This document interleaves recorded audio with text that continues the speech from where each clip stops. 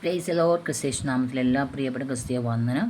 പ്രിയപ്പെട്ടവരെ, ഇന്നത്തെ കാലഘട്ടങ്ങൾ നാം നോക്കുകയാണെങ്കിൽ ക്ഷീണിച്ചു പോകുന്ന, വിശ്വാസത്തിൽ പോലും തകർന്നു പോകുന്ന, അല്ലെങ്കിൽ ക്ഷീണിച്ചു പോകുന്ന, പ്രതികൂലങ്ങളിൽ പിടിച്ചു നിൽക്കാൻ കഴിയാതെ ഭാരപ്പെടുന്ന അനേക പ്രിയപ്പെട്ടവരെയും നമുക്ക് കാണുവാൻ കഴിയും. എന്നാൽ അല്ലെങ്കിൽ യേശുക്രിസ്തുവിലുള്ള വിശ്വാസത്തിലായിരിക്കുന്ന ദൈവത്തിൻ്റെ അകത്ത് കർത്താവിലുള്ള വലിയ വിശ്വാസവും കർത്താവിനുള്ള വലിയ സ്നേഹവും ഉണ്ടെങ്കിൽ നമ്മൾ ഒരിക്കലും തകർന്നു പോകാൻ ദൈവം അനുവദിക്കത്തില്ല. പ്രിയപ്പെട്ടവരെ, ഇന്നലെ വൈകിട്ട് ഞാൻ പ്രാർത്ഥിക്കുന്ന സമയത്ത് ഞാനും ദൈവത്തോട് ചില കാര്യങ്ങൾ ചോദിക്കുമ്പോൾ കർത്താവ് എനിക്ക് തന്നൊരു വേദഭാഗമാണ് ഞാൻ നിങ്ങളുമായി ഷെയർ ചെയ്യാൻ ആഗ്രഹിക്കുന്നത്. അത് എന്നോട് മാത്രമല്ല, നിങ്ങളോടുമുള്ള ദൂതാണത്. അതുകൊണ്ട് നിങ്ങൾ ആ വാക്യങ്ങളെ ഏറ്റെടുത്ത് ദൈവസന്നിധിയിൽ ഓരോ വിഷയങ്ങൾ ജീവിതത്തിൽ കടന്നു വരുമ്പോഴും വചനം വെച്ച് പ്രാർത്ഥിച്ച് അതിനെ അല്ലെങ്കിൽ നമ്മുടെ ജീവിതത്തിലേക്ക് ആ വിശ്വാസത്തെ അവകാശം നമ്മൾ നേടിയെടുക്കുവാൻ ഇടയായിത്തീരട്ടെ. നമ്മുടെ ഹൃദയത്തിന് പ്രത്യാശയും ധൈര്യവും നൽകുന്ന ഒരു വാക്യമാണ് സങ്കീർത്തനം 27:13. ഇങ്ങനെ പറയുകയാണ്: ഞാൻ ജീവനുള്ള ദേശത്ത് യഹോവയുടെ നന്മ കാണുമെന്ന് വിശ്വസിച്ചില്ലെങ്കിൽ കഷ്ടം. ഈ വാക്യത്തിൻ്റെ വിശദീകരണം എന്താ നമുക്ക് മനസ്സിലാക്കാൻ കഴിയും. ദാവീദാണ് ഈ സങ്കീർത്തനം എഴുതിയത്. ദാവീദിൻ്റെ കഷ്ടകാല സമയത്ത് ദൈവത്തിലുള്ള പ്രത്യാശ നിന്നുകൊണ്ട് പറയുകയാണ്: എൻ്റെ ശത്രുക്കളുടെ മധ്യേ ഞാൻ കർത്താവിലുള്ള വിശ്വാസത്തിൽ നിലനില്ലെങ്കിൽ, ദൈവം എനിക്ക് വേണ്ടി പ്രവർത്തിക്കുമെന്ന് ഞാൻ വിശ്വസിക്കുന്നില്ലെങ്കിൽ എനിക്ക് കഷ്ടമാണ്. കാരണം നമ്മൾ ദൈവത്തെ അറിഞ്ഞതുകൊണ്ടോ ദൈവം ആരെന്ന് മനസ്സിലാക്കിയത് കൊണ്ടോ എന്ത് ചെയ്യുക, ഒരു കാര്യവുമില്ല. കാരണം യഹോവയുടെ നന്മ, നമ്മുടെ ദൈവത്തിൻ്റെ നന്മ നമ്മൾ ആയിരിക്കുന്ന ദേശത്ത് ദൈവം ചെയ്യും. അത് നമ്മൾ വിശ്വസിക്കുവാൻ തയ്യാറാകണം എന്നിവിടെ ദാവീദ് പറയുകയാണ്. താൻ നേരിടുന്ന കഠിനമായ സാഹചര്യങ്ങൾ, ശത്രുക്കളുടെ ഭീഷണി, തൻ്റെ നമുക്കറിയാം ദാവീദ് രാജാവാണ്. ആ സമയത്താണ് ഇത് പറയുന്നത്. രാജാവായിരിക്കുന്ന ദാവീദിനെ പോലും പിടിച്ചു നിൽക്കുവാൻ കഴിയാത്ത തരത്തിലുള്ള പ്രശ്നസങ്കീർണമായ അവസ്ഥകൾ തൻ്റെ ജീവിതത്തിൽ കടന്നു വന്നെങ്കിൽ, പ്രിയപ്പെട്ടവരെ, നമ്മൾ യേശുക്രിസ്തുവിൽ അറിഞ്ഞ പഴയ നിയമത്തിലെ ദാവീദ്, എങ്കിലും ദാവീദ് എത്രമാത്രം ദൈവത്തെ ആരാധിച്ചു. നമുക്കറിയാം, പെട്ടകമൊക്കെ ദൈവസന്നിധിയിൽ കൊണ്ടുവരുന്ന സമയത്ത് തൻ്റെ വസ്ത്രം പോലും മാറ്റി, എന്ന് വെച്ചാൽ പൂർണ്ണമായിട്ടും ഒരു ലജ്ജയും കൂടാതെ ദൈവത്തെ ആരാധിച്ചൊരു ഭക്തനായ മനുഷ്യനാണ് ദാവീദ്. ആ ദാവീദിൻ്റെ ജീവിതത്തിലാണ് എന്ത് ചെയ്യുക, നമുക്കറിയാം 23-ാം സങ്കീർത്തനമൊക്കെ നമ്മളൊന്ന് ശമൂവേലിൻ്റെ പുസ്തകമൊക്കെ വായിക്കുമ്പോൾ നമുക്ക് കാണും ദാവീദിൻ്റെ ജീവിതം എപ്രകാരമായിരുന്നു, ഏതൊക്കെ അവസ്ഥകൾ കടന്നുപോയി. അവിടെയൊക്കെ ദാവീദ് ദൈവമായ ബന്ധം പുലർത്തിയിട്ടും ജീവിതത്തിൽ കഷ്ടതകളും പ്രയാസങ്ങളും കടന്നു വരുവാൻ ഇടയായിത്തീരും. നമുക്ക് ശത്രുക്കളുടെ ഭീഷണി, തന്നെ മകനായ അബ്ശാലോം തന്നെ ദേഷ്യപ്പെടും. അതായത് അമ്മായപ്പനായ ശൗല്, അതുപോലെ ഫെലിസ്തരൊക്കെ തനിക്ക് നേരെ വിരോധമായി നിന്നപ്പോൾ ഹല്ലേലൂയ, താൻ ആ ഒറ്റപ്പെടൽ അനുഭവിക്കുമ്പോൾ പരിശുദ്ധാത്മാവ് പൂർണ്ണമായി എഴുതിയ ഒരു സങ്കീർത്തനമാണ് ഇത്. ജീവനുള്ള ദേശത്ത് എന്ന് പറയും ഈ ഭൂമിയിലെ ജീവിതത്തെക്കുറിച്ചാണ് അവിടെ പറയുന്നത്. അതായത് മരണശേഷമുള്ള നിത്യത മാത്രമല്ല, താൻ ജീവിച്ചിരിക്കുന്ന ഈ ലോകത്തിൽ നമുക്ക് നന്മയും അനുഗ്രഹവും ലഭിക്കുമെന്ന് വിശ്വസിക്കണം എന്ന് പറയുകയാണ്. അതുപോലെ തന്നെ യഹോവയുടെ നന്മ കാണുമെന്ന് വിശ്വസിച്ചില്ലെങ്കിൽ കഷ്ടം. ഇവിടെ കഷ്ടമെന്ന് പറയുന്നത് അതിൻ്റെ മൂലഭാഷ തളർന്നു പോയേനെ. ഞാൻ ദൈവത്തിൽ പ്രത്യാശ വയ്ക്കുകയാണ്. അതായത് കർത്താവിനെ ഞാൻ വിശ്വസിച്ചില്ലെങ്കിൽ ഞാൻ തളർന്നു പോയേനെ. അതായത് ദൈവം എനിക്ക് ഇനി നൽകി തരത്തില്ല, എൻ്റെ വാഗ്ദത്തങ്ങളെ ദൈവം എനിക്ക് നൽകി തരത്തില്ലയോ എന്ന് നമ്മൾ പലപ്പോഴും കർത്താവ് പൂർണ്ണനാണ്, ദൈവം വാഗ്ദത്തങ്ങളുടെ വിശ്വസ്തനാണ്. എന്നാൽ നമ്മൾ പലപ്പോഴും നമ്മുടെ ആ വിശ്വാസത്തിൻ്റെ കുറവുകൾ, ദൈവമേ ഇത്രയും പ്രാർത്ഥിച്ചിട്ടും ലഭിക്കുന്നില്ലല്ലോ, എനിക്ക് നൽകുന്നില്ലല്ലോ, ഞാൻ സങ്കടപ്പെട്ടിരിക്കുകയാണ്, മറ്റുള്ള മുമ്പ് ഞാൻ പലപ്പോഴും നിന്ദിക്കപ്പെടുന്നു. നമുക്കറിയാം, വിവാഹം കഴിഞ്ഞിട്ട് കുഞ്ഞുങ്ങളില്ലാതെ ഭാരപ്പെടുന്ന ഒരുപാട് പ്രിയപ്പെട്ടവരാണ് നമ്മുടെ കുടുംബങ്ങളൊക്കെ, നമ്മുടെ പ്രിയപ്പെട്ടവരൊക്കെ ഉണ്ട്, സഹോദരങ്ങളൊക്കെ ഉണ്ട്.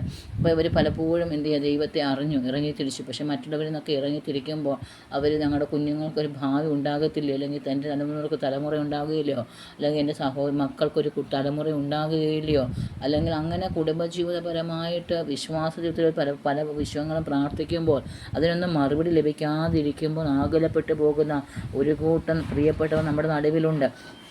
അവരെല്ലാം വിശ്വാസത്തിൽ പ്രാർത്ഥിക്കുന്നു, അവർ എല്ലാം ദൈവസന്നിധിയിൽ പ്രാർത്ഥിക്കുന്നു. ദൈവമേ, മറ്റുള്ള മുമ്പിൽ എനിക്ക് നിന്ദിക്കപ്പെടുവാൻ ഇടയാകല്ലേ, എനിക്ക് ദൈവം മറുപടി നൽകണേ എന്ന് നമ്മൾ പ്രാർത്ഥിക്കുമ്പോൾ നമ്മൾ പിന്നെ ചോദിക്കാറുണ്ട്, ദൈവമേ, നമ്മളെക്കാളൊക്കെ വിശ്വാസത്തിൽ പിന്നിറങ്ങിയവർ, അല്ലെങ്കിൽ നമ്മളെക്കാൾ ഒരു അതല്ലെങ്കിൽ നമ്മളെക്കാൾ വിശ്വാസം ക്ഷീണിച്ചു പോയവർ, പ്രാർത്ഥനയെ കുറവുള്ളവർക്കൊക്കെ ഈ ജീവിതത്തിൽ വിടുതൽ ലഭിക്കുമ്പോൾ, കർത്താവ്, ഞാൻ ദൈവസന്നിധിയിൽ പ്രാർത്ഥിക്കുന്നുണ്ട്, അങ്ങയുടെ സന്നിധിയിലല്ലേ ഞാൻ നിൽക്കുന്നത്, അങ്ങയോട് ചേർന്നല്ലേ ഞാൻ നടക്കുന്നത്, എന്നിട്ടും എന്തുകൊണ്ട് എൻ്റെ ജീവിതത്തിൽ ഇങ്ങനെ എന്ന് നാം ചോദിക്കാറുണ്ടപ്പോൾ ഹല്ലേലൂയ.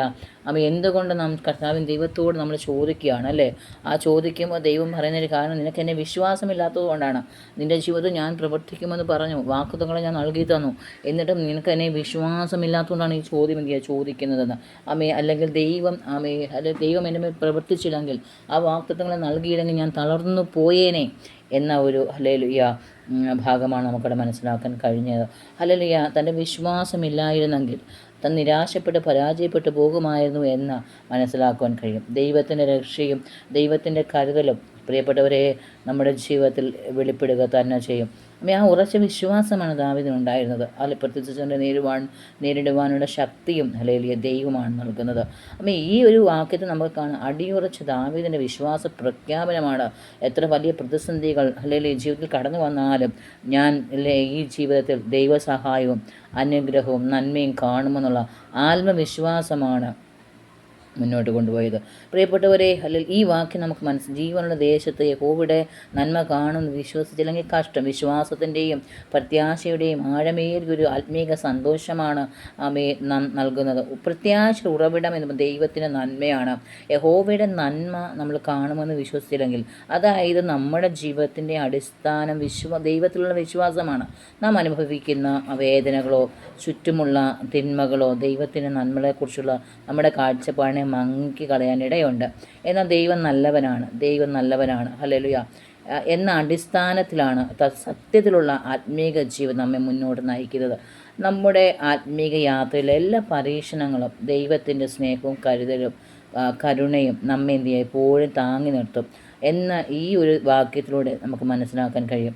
അതുപോലെ തന്നെ ജീവനുടെ ദേവസ്വം എന്ന് പറയുന്നത് ഇതിന് രണ്ട് അർത്ഥങ്ങളുണ്ട് നമുക്ക് മനസ്സിലാക്കാൻ കഴിയുമ്പോൾ. ഈ ലോകത്തിൽ ഒരു ക്രിസ്ത്യാനി എന്ന നിലയിൽ നാം നേരിടുന്ന ഭൗമികമായ ജീവിതത്തിൻ്റെ കഷ്ടപ്പാടുകളും ബുദ്ധിമുട്ടുകളും ദൈവത്തിൻ്റെ രക്ഷയും വിടുതലും നാം അനുഭവിക്കുമെന്ന പ്രത്യാശ നമുക്ക് കാണുവാൻ കഴിയും. അതുമാത്രമല്ല, നന്മ കാണാൻ മരണശേഷം സ്വർഗം വരെ നമ്മൾ കാത്തിരിക്കേണ്ട ആവശ്യമില്ല.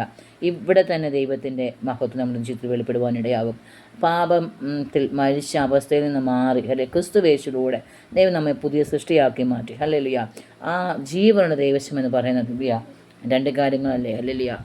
ഒന്ന്, ഈ നമ്മൾ ഇപ്പോൾ ജീവനുള്ള ദേശം എന്ന് പറയുമ്പോൾ ഒരു സമൂഹം, ഒരു രക്ഷിക്കപ്പെട്ട ഒരു സമൂഹം, നമ്മുടെ വിശ്വാസ സമൂഹം ഒന്ന് നമ്മളായിരിക്കുന്ന ദേശം, അല്ലെങ്കിൽ ആ ദേശത്തും നമ്മളെ വീക്ഷിക്കുന്ന അനേക ആൾക്കാരുണ്ട്. ഇവിടെ നടുവിലൊക്കെ നമുക്ക് പലപ്പോഴും പ്രാർത്ഥനയുടെ വിഷയങ്ങൾ മറുപടി ലഭിച്ചില്ലെങ്കിൽ അവർക്ക് ലഭിക്കുമ്പോൾ അവർ ജീവന ദൈവത്തെ അല്ല ആരാധിക്കുന്നത്, വിഗ്രഹങ്ങളെ ആരാധിക്കും. എന്നിട്ടും അവരുടെ ജീവിതത്തിൽ നന്മകൾ വരുമ്പോൾ അല്ലേ നമ്മൾ ചോദിക്കാറ്, കർത്താവേ അവർക്കൊക്കെ ഇല്ല. ഞാനും ചോദിക്കാറുണ്ട്, അല്ലേ ദൈവമേ ഞാൻ ഇത്രയും പ്രാർത്ഥിച്ചു ദൈവത്തിന് വേണ്ടി നിൽക്കുമ്പോൾ അല്ലേല്ല മറ്റുള്ളവർക്ക് ഇതൊക്കെ ലഭിക്കുമ്പോൾ എനിക്ക് എന്തുകൊണ്ട് ദൈവമേ അത് ലഭിക്കുന്നില്ല എന്ന് ഞാൻ ചില വിഷയങ്ങളിൽ ഞാൻ ചോദിക്കാറുണ്ട്. അപ്പോൾ ദൈവം എന്നോട് സംസാരിച്ച ഒരു ദൈവവചനമാണ് ഞാൻ നിങ്ങളുമായി ഇന്ന് കൈമാറുന്നത്. നമുക്ക് നമ്മൾ തളർന്നു പോകാൻ എനിക്ക് താങ്ങും. കഷ്ടം അല്ലെങ്കിൽ ആത്മീയ ജീവിതത്തിൽ പ്രതിസന്ധിയിലുള്ള മനുഷ്യൻ്റെ സ്വഭാവം തളർന്നു പോകും. എന്നാൽ അല്ലേലിയ ദൈവത്തിൻ്റെ നന്മ എൻ്റെ ജീവിതത്തിൽ ഉണ്ട് എന്ന് അത് തീർച്ചയായും വെളിപ്പെടുമെന്ന ചിന്ത നമുക്ക് വിശ്വാസത്തിൽ ഉണ്ടായിരിക്കണം. നമ്മുടെ പ്രത്യാശ ഉറവിടം എന്ന് പറയുന്നത് മനുഷ്യനല്ല, അത് കർത്താവാണ്. ആ സാഹചര്യങ്ങളോ അല്ലെങ്കിൽ മനുഷ്യരോ അല്ലെങ്കിൽ ഇത് മാറ്റത്തില്ല. മാറ്റമില്ലാത്ത ദൈവമാണ് നമുക്ക് നൽകിയതെങ്കിൽ അത് നമ്മുടെ ജീവിതം ദൈവിക പ്രത്യാശയും ഭയവും നമ്മെ കീഴടക്കുമായിരുന്നു. സ്തോത്രം. നമുക്ക് നമ്മൾ വിചാരിക്കും, ദൈവമേ ഇതൊക്കെ ഞങ്ങൾ ഇത്രയും നാൾ പ്രാർത്ഥിക്കുന്നുണ്ടല്ലോ അല്ലെ. ഒരു മനുഷ്യ സഹജമായ ചിന്തയാണ്. ആരും ഇതില്ലെന്ന് പറഞ്ഞാലും നിങ്ങളുടെ അകത്തളങ്ങളിൽ ആഴത്തിലുള്ള ഒരു ചോദ്യം നിങ്ങൾക്കുണ്ട് അല്ലേ. ദൈവമേ എന്തുകൊണ്ട് എൻ്റെ ജീവിതത്തിൽ എത്ര വിശ്വാസിയാണെന്ന് പറഞ്ഞാലും, എത്ര ആത്മീകനാണെന്ന് പറഞ്ഞാലും, എത്ര ശുശ്രൂഷകനാണെന്ന് പറഞ്ഞാലും എല്ലാ വ്യക്തിയുടെയും അകത്തൊരു ചോദ്യമുണ്ട്, ദൈവമേ എന്തുകൊണ്ട് ഇതിങ്ങനെ സംഭവിക്കുന്നു, എന്തുകൊണ്ട് എനിക്ക് പ്രാർത്ഥിക്കുന്ന മറുപടി ലഭിക്കുന്നില്ല, നാം ഓരോരുത്തരും ചോദിക്കാറുണ്ട്. പ്രിയപ്പെട്ടവരെ, നമ്മുടെ ആത്മീക ജീവിതത്തിലെ ഏറ്റവും വലിയ ശക്തി എന്ന് പറയുന്നത് ദൈവമാണ്. ഈ ലോകത്ത് ജീവനൊടിക്കുമ്പോൾ തന്നെ ദൈവം നിങ്ങൾക്ക് വേണ്ടി പ്രവർത്തിക്കുകയും കർത്താവ് ദൈവത്തിൻ്റെ നന്മ നിങ്ങൾക്ക് വെളിപ്പെടുത്തുകയും നൽകും. അതുകൊണ്ട് സങ്കീർത്തനം 27:14 പറയുന്നൊരു വാക്യം വീണ്ടും ഞാൻ നിങ്ങളെ ഓർമ്മിപ്പിക്കുകയാണ്. യഹോവയിൽ പ്രത്യാശ വെക്കുക, ധൈര്യപ്പെട്ടിരിക്കുക, അതേ നിൻ്റെ ഹൃദയം ഉറച്ചിരിക്കട്ടെ.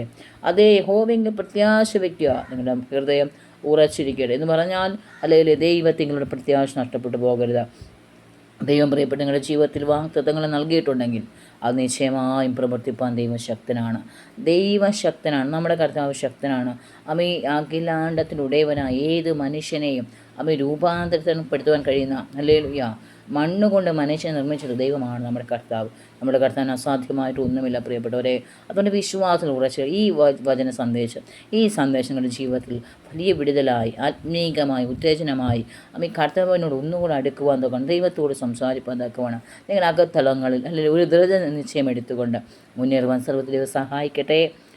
ദൈവം ഈ വചനങ്ങളാൽ നമ്മളെല്ലാവരെയും ഉയർത്തട്ടെ, ബലപ്പെടുത്തട്ടെ. കർത്താവ് ശരണപ്പെടുക, നിങ്ങളുടെ ആശ്രയം നഷ്ടപ്പെട്ടു പോകരുത്. ദൈവകൃപയിൽ ആശ്രയിക്കുക. കർത്താവ് സഹായിക്കട്ടെ. സ്തോത്രം.